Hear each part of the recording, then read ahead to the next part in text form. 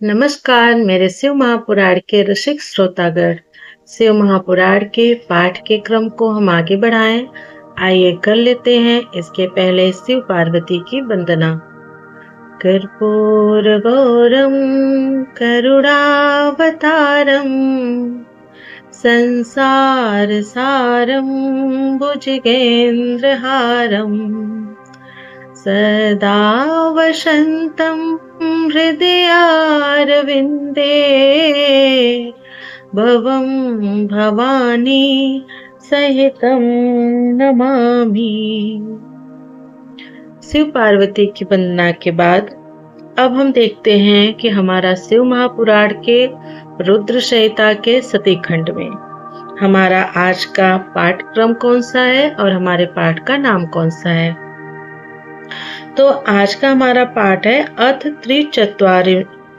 त्रिचत्वारिंशो अध्याय यानी 42वां। इसके पहले का था, ये है 43वां।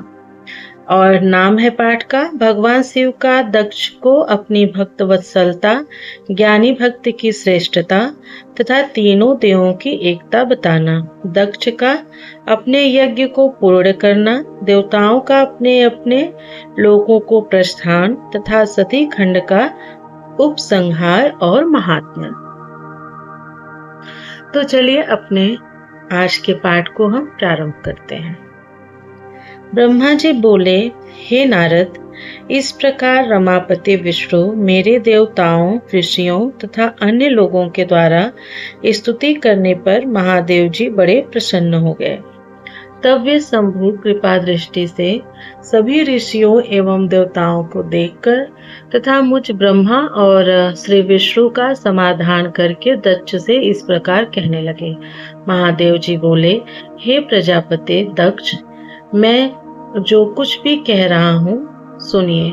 मैं प्रसन्न हूँ, यद्यपि मैं सबका ईश्वर हूँ और स्वतंत्र हूँ, फिर भी सदा भक्तों के अधीन रहता हूँ।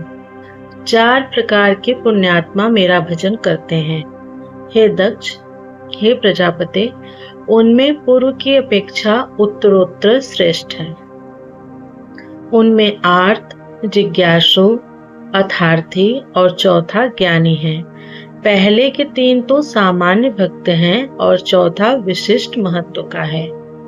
उनमें चौथा ज्ञानी ही मुझे अधिक प्रिय है और वह मेरा रूप माना गया है। उससे बढ़कर दूसरा कोई मुझे प्रिय नहीं है। मैं सत्य सत्य कह रहा हूँ। वेद वेदांत के पारगामी विद्वान ही मुझ आत्मज्ञानी को ज्ञान के द्वारा जान सकते हैं। अल्प बुद्धि वाले ही ज्ञान के बिना मुझे प्राप्त करने का प्रयत्न करते हैं। कर्म के वशीभूत मूढ़ मानव न वेदों से, न यज्ञों से, न दानों से और न तपस्या से ही मुझे पा सकते हैं। आप केवल कर्म के द्वारा ही इस संसार को पार करना चाहते थे, इसलिए रुष्ट होकर मैंने इस यज्ञ का विनाश किया है।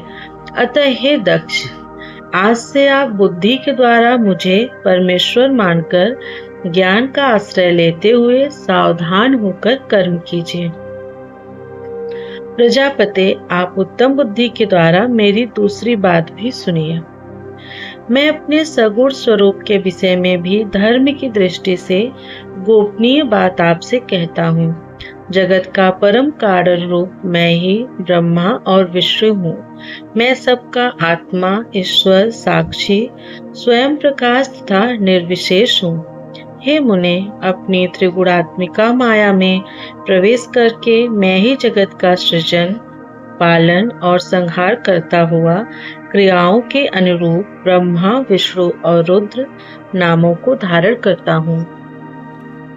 उस अद्वितीय भेद रहित केवल विशुद्ध मुझ पर ब्रह्म परमात्मा में अज्ञानी पुरुष ही ब्रह्म, ईश्वर तथा अन्य समस्त जीवों को भिन्न रूप से देखता है। जैसे मनुष्य अपने सिर, हाथ आदि अंगों में ये मुझसे भिन्न है, ऐसी परकीय बुद्धि कभी नहीं करता। उसी तरह मेरा भक्त सभी प्राणियों में भेद बुद्धि नहीं रखता। हे दक्ष, सभी भूतों के आत्मा स्वरूप तथा एक ही भाव वाले ब्रह्मा, विष्णु और मुझ शिव, इन तीनों देवताओं में जो भेद नहीं देखता वही शांति प्राप्त करता है। जो नराधम तीनों देवताओं में भेद बुद्धि रखता है वह निश्चय ही जब तक चंद्रमा और तारे रहते हैं तब तक नरक में निवास करता है।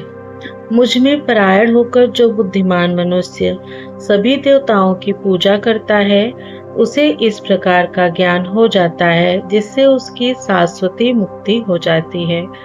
विधाता की भक्ति के बिना विष्णु की भक्ति नहीं हो सकती और विष्णु की भक्ति के बिना मेरी भक्ति कभी नहीं हो सकती है। ऐसा कहकर कृपालु सबके स्वामी परमेश्वर शिव सबको सुनाते हुए फिर यह वचन बोले। यदि कोई विष्णु भक्त मेरी निंदा करेगा और मेरा भक्त विष्णु की निंदा करेगा तो आपको दिए हुए समस्त शाप उन्हीं दोनों को प्राप्त होंगे और निश्चय ही उन्हें तत्व ज्ञान की प्राप्ति नहीं हो सकती। ब्रह्मा जी बोले, हे मुने, भगवान महेश्वर के इस सुक्कर वचन को सुनकर वहां उपस्थित सभी देवता मुनि आदि अत्यंत हर्षित हुए। शिव को अखिलेश्वर मानकर दक्ष कुटुंब सहित प्रसन्नता पूर्वक शिव भक्ति में तत्पर हो गए और वे देवता आदि भी शिव भक्ति परायण हो गए। जिसने जिस प्रकार से परमात्मा शंभु की स्तुति की थी उसे उसी प्रकार संतुष्ट चित्त हुए शंभु ने वर दिया। हे मुने, उसके बाद भगवान शिव की आज्ञा पाकर प्रसन्न चित्त हुए शिव भक्त दक्ष ने शिव जी की कृपा से यज्ञ पूरा किया। उन्होंने देवताओं को यज्ञ भाग दिया और शिव जी को पूर्ण भाग दिया। साथ ही उन्होंने ब्राह्मणों को दान भी दिया। इस तरह उन्हें शंभु का अनुग्रह प्राप्त हुआ। इस प्रकार महादेव जी के उस महान कर्म का विधि पूर्वक वर्णन किया गया। प्रजापति दक्ष ने ऋत्विजों के सहयोग से उस यज्ञ कर्म को विधिवत समाप्त किया। हे मुनीश्वर, इस प्रकार परब्रह्म स्वरूप शंकर की कृपा से दक्ष का यज्ञ पूरा हुआ। तदंतर सब देवता और ऋषि संतुष्ट होकर भगवान शिव के यश का वर्णन करते हुए अपने अपने स्थान को चले गए। दूसरे लोग भी उस समय वहां से सुखपूर्वक चले गए। मैं और भगवान विष्णु भी अत्यंत प्रसन्न हो भगवान शिव के सदा सर्व मंगलदायक सुयश का निरंतर गान करते हुए अपने अपने स्थान को सानंद चल दिए। सत्पुरुषों को आश्रय देने वाले महादेव जी भी दक्ष से प्रीति पूर्वक सम्मानित हो प्रसन्नता के साथ गणों सहित अपने निवास स्थान कैलाश पर्वत पर चले गए। अपने पर्वत पर आकर शंभु ने अपनी प्रिया सती का स्मरण किया और प्रधान गणों से वह कथा कही। विज्ञान में भगवान शंकर ने लौकिक गति का अवलंबन कर अपने सकाम भाव को प्रकट करते हुए तथा सती चरित्र वर्णन करते हुए बहुत समय व्यतीत किया। हे मुने, वे सज्जनों के शरणदाता, सबके स्वामी, अनीति न करने वाले तथा परम ब्रह्म हैं। उन्हें मोह, शोक अथवा अन्य विकार कहाँ से हो सकता है? जब मैं और विष्णु भी उनके भेद को कभी नहीं जान पाए तो अन्य देवता, मुनि, मनुष्य आदि तथा योगी जन की बात ही क्या है। भगवान शंकर की महिमा अनंत है जिसे बड़े बड़े विद्वान भी जानने में असमर्थ हैं, किंतु भक्त लोग उनकी कृपा से बिना श्रम के ही उत्तम भक्ति के द्वारा उसे जान लेते हैं। परमात्मा शिव में एक भी विकार नहीं है, किंतु लोक परायण वे सगुण रूप धारण कर अपना चरित्र लोगों को दिखाते हैं। हे मुने, जिसे पढ़कर और सुनकर सभी लोगों में बुद्धिमान वह व्यक्ति इस लोक में उत्तम सुख एवं अंत में दिव्य सद्गति प्राप्त कर लेता है। इस प्रकार दक्ष कन्या सती यज्ञ में अपने शरीर को त्याग कर फिर हिमालय की पत्नी मैना के गर्भ से उत्पन्न हुई, यह बात प्रसिद्ध ही है। तत्पश्चात वहां तपस्या करके गौरी शिवा ने भगवान शिव का पति रूप में वरण किया।